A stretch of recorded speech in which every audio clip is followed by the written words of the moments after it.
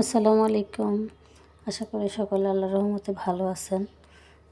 আজকে আপনাদের জন্য নিয়ে এলাম ভর্তার একটা রেসিপি। আমরা মূলত লাউয়ের খোসা দিয়ে সবাই কম বেশি আপনার সিরকা করে থাকি, মানে লাউ চামড়াটাকে আমরা ভেজে থাকি। কিন্তু লাউ চামড়া দিয়ে কিন্তু আবার আপনার ভর্তা করা যায়। হ্যাঁ, আর এটা কিন্তু অনেক সুস্বাদু। আমরা লাউয়ের খোসাটাকে ফেলে না দিয়ে ভর্তা করতে পারি।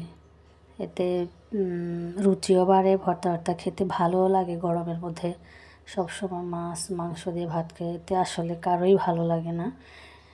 আমি চিংড়ি মাছ দিয়ে করছি ভর্তাটা, আপনারা চাইলে অন্য কোনো মাছ দিয়েও করতে পারেন। ইভেন আমি শুকনা মরিচ দিয়ে করছি, আপনারা চাইলে কাঁচা মরিচ দিয়েও ভর্তাটা করতে পারেন। আর শিল নোড়ায় করা যে কোনো ভর্তা কেন জানি আমার কাছে অনেক বেশি ভালো লাগে। আপনারা এইভাবে ট্রাই করে দেখতে পারেন, আশা করি ভালো লাগবে।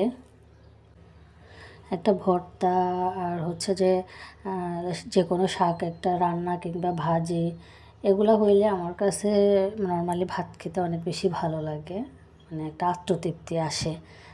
বিশেষ করে হচ্ছে যে কোনো একটা শুটকির ভর্তা বা হঠাৎ করে মানে ঝাল ঝাল করে খাইতে ইচ্ছে করলো, যে কোনো শুটকির ভর্তা কিংবা কোনো ছাড়াই কাঁচামরিচ বা শুকনা মরিচ দিয়ে শুধু শুটকি দিয়ে আমি মাঝে মধ্যে ভর্তা করে থাকি।